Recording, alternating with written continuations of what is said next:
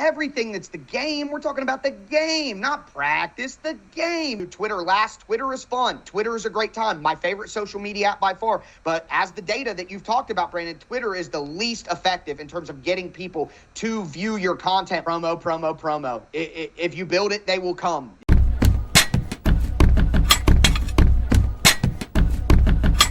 What's up, Locked On? Thanks for joining us today. We have Tyler Rowland of Locked On Titans to share some great insight about social media, some tips that you can start using today to improve your channel and your show.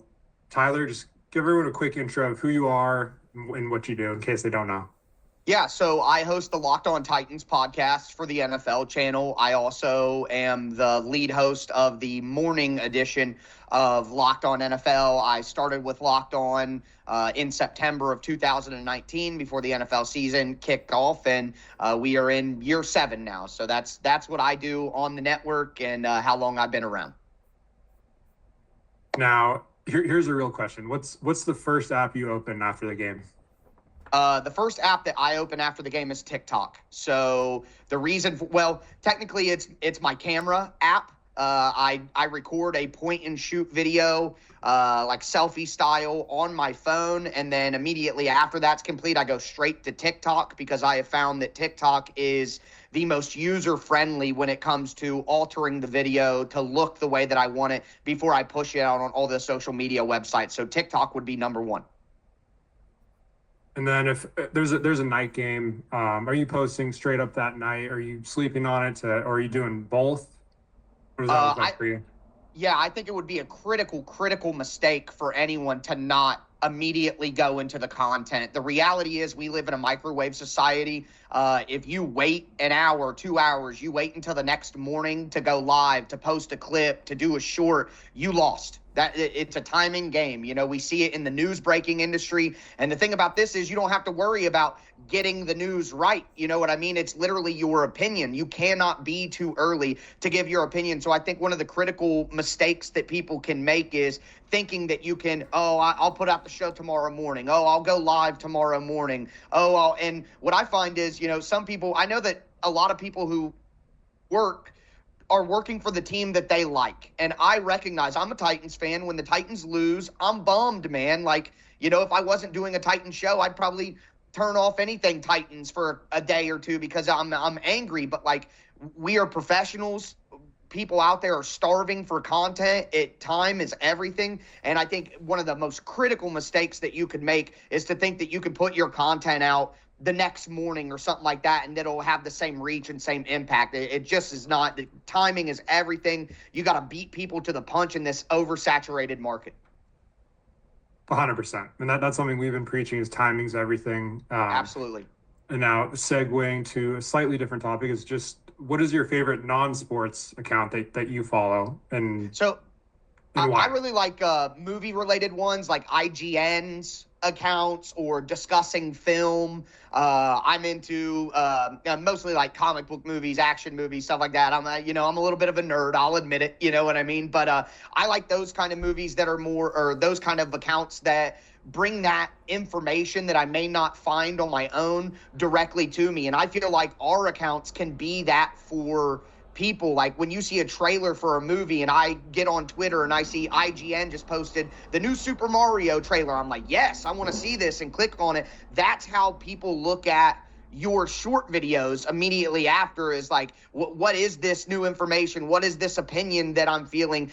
Those kinds of accounts are my favorite accounts. Love it. And when do you think social media started working for you as a host? And like, what did that growth trajectory look like? Just for maybe some of the hosts that are just starting out and maybe not seeing the results they wanted right away. Well, I would say my base answer would be 2021 when we officially went on YouTube. And I will admit I was scared. I was scared to go on YouTube. Not only are you kind of exposing yourself in a new way by being on camera, having your house in the background, your setup, stuff like that, but also it was an additional level of work. We got to post on a new place. Now I got to learn how to do Canva thumbnails. I got to do backgrounds. There was just a lot of things to learn. And anytime you got to learn something new, it's scary, but God, it changed my life. I could not be even happier. And my success on YouTube is far past like my success in the audio space. So YouTube has really been a big thing for me. And I would say Probably last year, maybe the end of the season before that, when short content started to be a big focus. I mean, I got, 130,000 views on a reel on Instagram. I could not believe the type of reach and the notifications that I get every day now of so-and-so started following your account because of a reel that you get on like Instagram or something. I can't believe the impact that it's had in the views and the counts and the numbers that it brings in. So I would say probably the end of last season or maybe a couple of months before that, I was like, whoa, like I really need to focus on I need to care as much about my short content as I do about my podcast content. It is that important.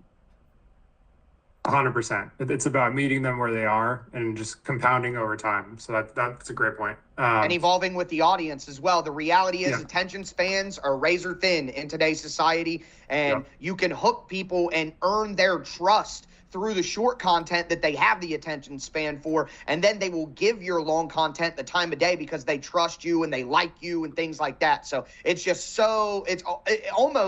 you could almost argue it is more important right now because short content is almost like advertising your longer content. Yeah. It's like a billboard for people like, hey, you like this, blah, blah, blah. Now go listen to me for 30 minutes. So I think it's just so critically important to value the short content nowadays as much as the 30-minute podcast stuff.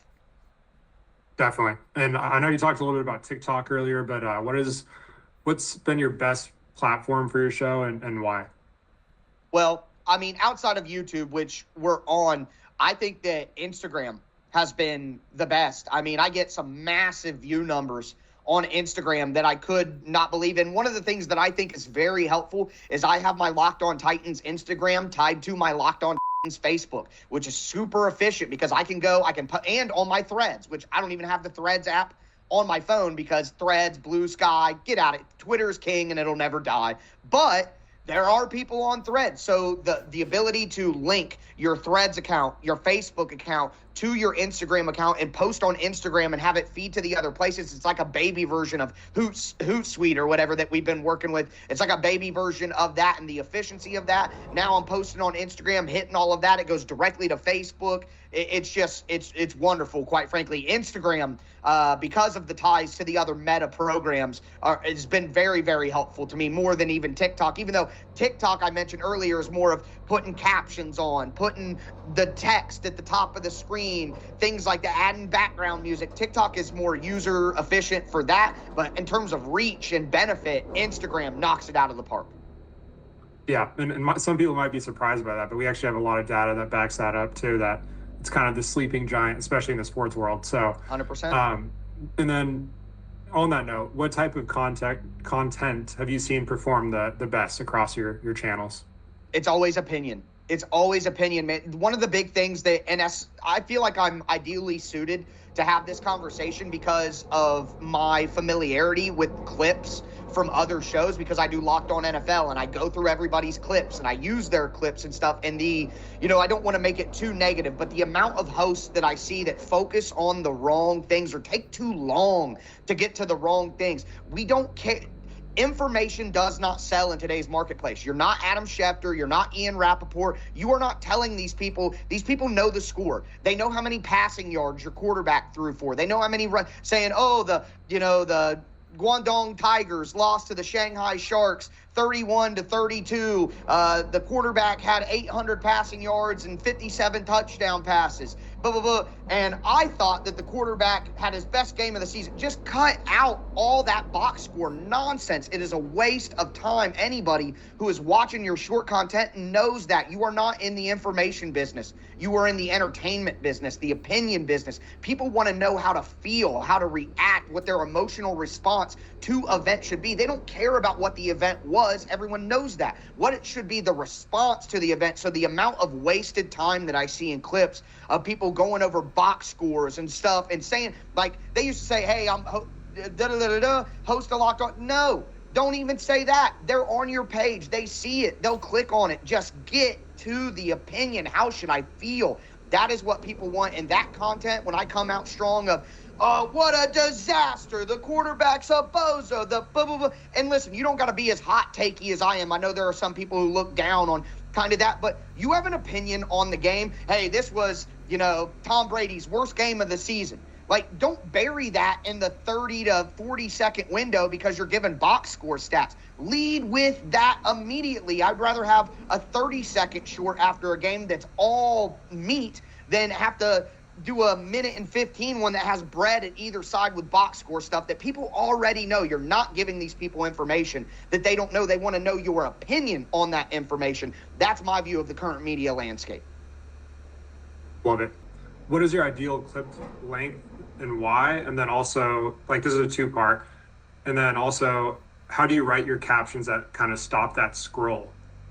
Well, in my opinion, it does depend on who you are. And I don't want to be, I can be a little self-serving at times, but in my opinion, I can do a 1 minute and 50 second short and keep people's attention. It's just the way that I am, but maybe not everybody feels as comfortable with that or their point isn't as strong. So to me, I think as a general practice, a best practice, 45 seconds to 59 seconds is probably the perfect window before you start losing people. I think that's the right way to do. But me personally, if I have the juice in the topic and I think I got something to say and I go a minute 30, minute 40, I'm not as worried about that. To me, rather than having strict guidelines of it's got to be this, let the content quality dictate how long now, if you get over 2 minutes, I'll even tell you, you're wasting your time. Nobody's watching this thing for 2 minutes. So like 130, 145 is about as long as I would want to go. But I think best practice for most hosts, especially if you're newer, not as comfortable, trying to get into it, 45 seconds to a minute is about where the sweet spot is.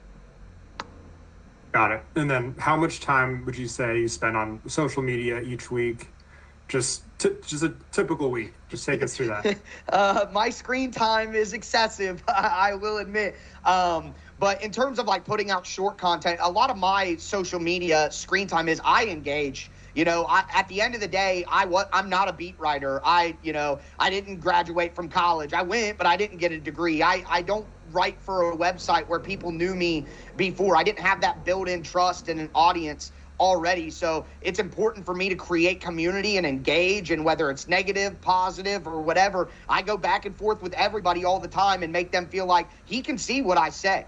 He will listen to what I say. I am a part of this. Like, I'm not just a voice in the crowd that gets ignored with no like and no response. Like, I go back, and that, in my opinion, has created community. And I think there are some other things, like my subscribers on the new Everydayer Club program. I mean, we're just popping off. And I'm the little Tennessee Titans, man. This is a bottom 10 market, but my subscriber counts in that realm and the response that I get on social media is so high because I have taken the time to engage. So I spend my screen time is like 9.5 to 11 hours a day online, and that's insane for some people, and they would never do that. But even outside of just responding and engaging with the viewer, I would say like working on social media with shorts and stuff like that can't be more than 45 minutes to an hour. It doesn't take that long to shoot a 60-second, minute-and-a-half video, pop it in TikTok, and then upload it 3 other places. Like, it doesn't take that long. And for the benefit that you get from it, it's like the most efficient thing that we have going for us right now.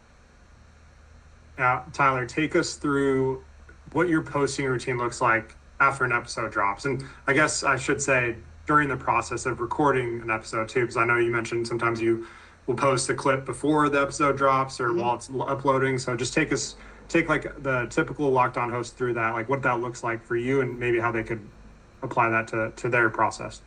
It depends. On game day, it's different from a traditional day. So on a game day, right after the game ends, I shoot the short content, I put it into TikTok, do the captions, do the title, I copy whatever my title is, and then I go to YouTube short, upload, because that's the moneymaker. I go to Instagram because that hits 3 different places, Threads and Facebook, and then I do Twitter last. Twitter is fun. Twitter is a great time. My favorite social media app by far. But as the data that you've talked about, Brandon, Twitter is the least effective in terms of getting people to view your content where you can make money off of it. So I put Twitter last.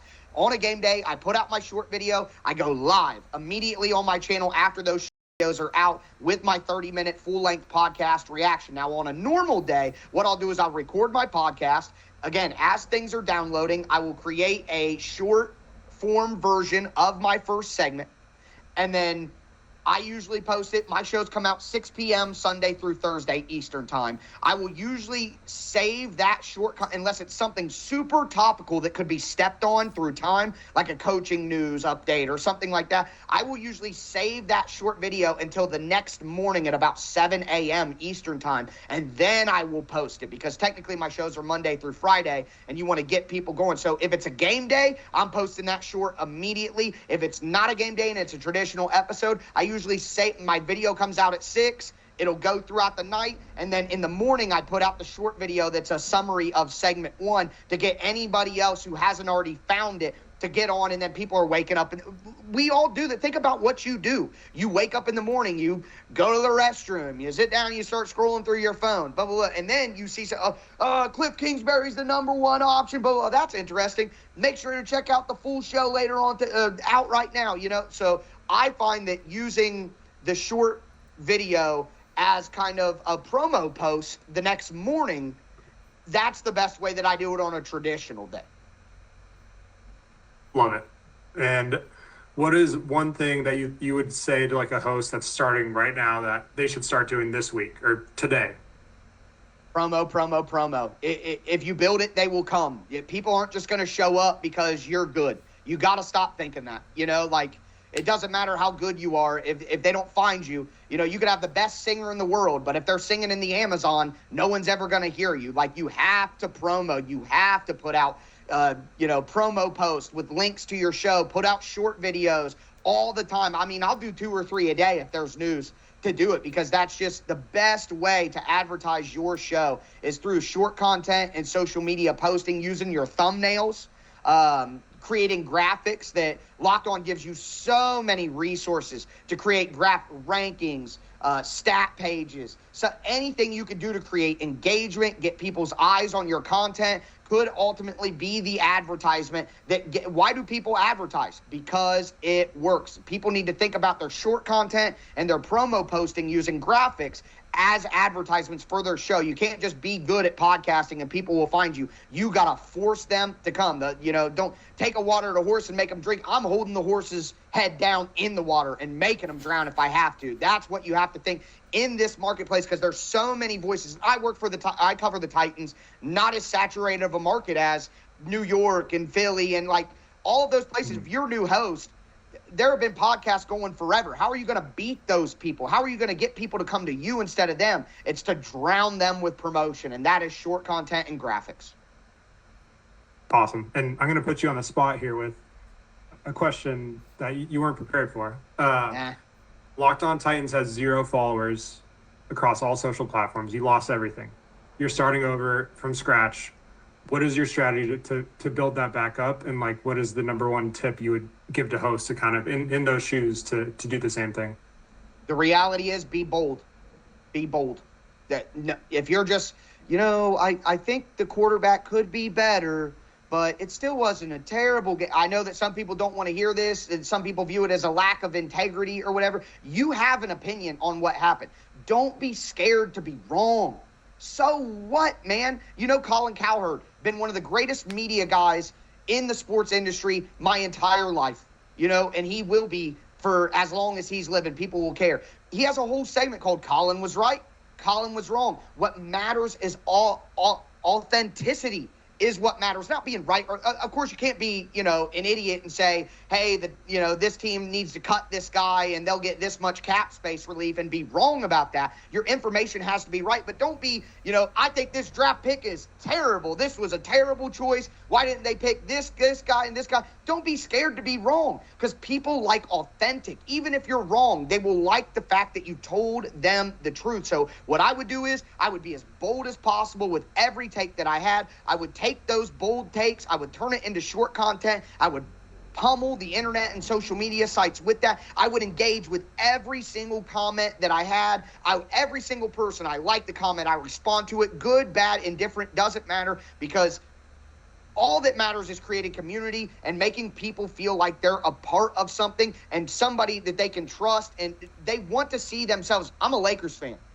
When I go on my burner account to talk about Lakers and the center is a bum, he can't play defense, I want someone who is a big Lakers account to say the center is a bum and he can't play defense. That makes me feel good inside to see, hey, that person is feeling what I'm. So don't be afraid to lean into the emotion, lean into your opinions, lean into how you truly feel as a fan, because that is what is going to resonate with people more than your half-stepping, sitting on the fence, don't want to be wrong or come off the wrong way. Like, that can work for some of our great hosts who have built that equity in their fan base. But if you're brand new, you're not going to do nothing off that. So be bold, be authentic, and don't be afraid to be wrong.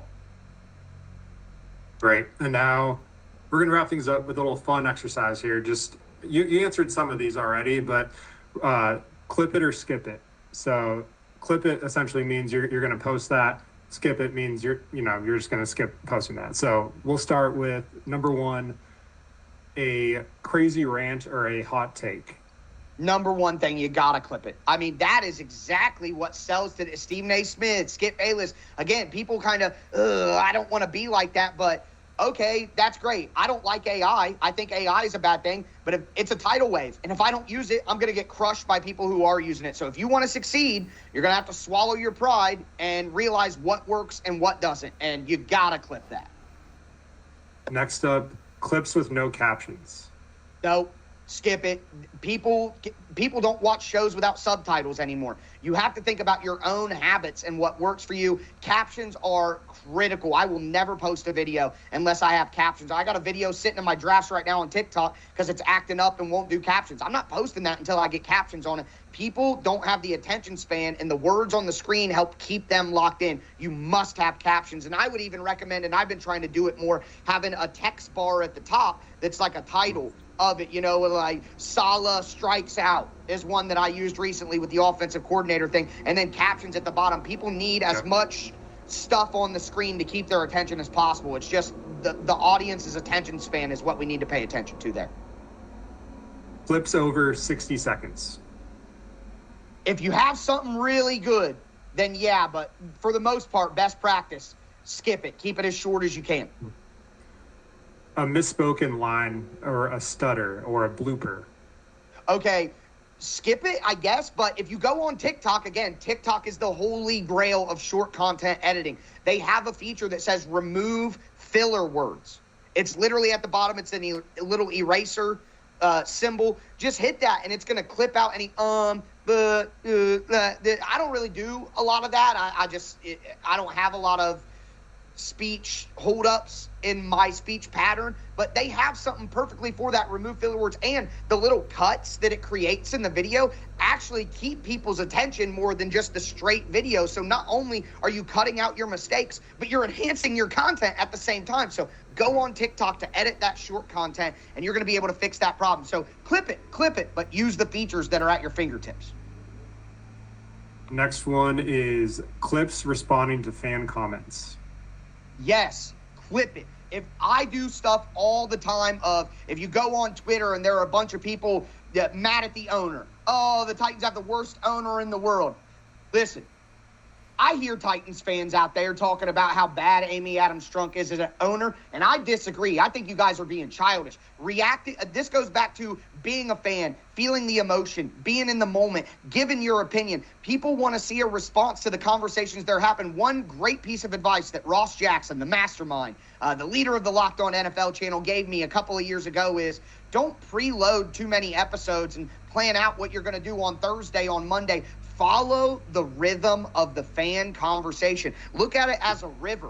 Put your boat down and let it flow you. If there's a big topic that everybody's fighting about on social media, make that the lead topic of your show. Make a short video about that. Get involved. Jump in the mud with these people. That will make them that'll make you more endearing to them. So I love nothing more. Don't try to act like you're better than people and you're over the treetops and that's a rudderless conversation. But no, dive into that wrestling pit. Throw people out of the Royal Rumble. Tell people, I see Titans fans saying this. That's stupid.